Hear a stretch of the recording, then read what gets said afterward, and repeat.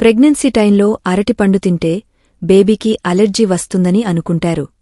కాని ఇది అర్థంలేని అపోహ. అరటిపండు పోషకాహారంతో నిండినదే, తినవచ్చు. పప్పులు తినకూడదు అని అనుకుంటారు. అయితే ఇది అబద్ధం.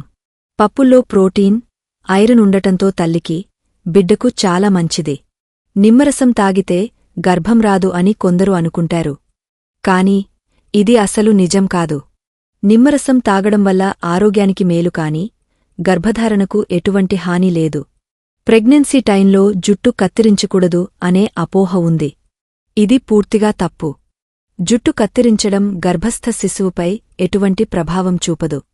ప్రెగ్నెన్సీ టైంలో ఎక్కువ నడిస్తే సిజేరియన్ అవుతుందని అనుకుంటారు. ఇది కూడా అసత్యం.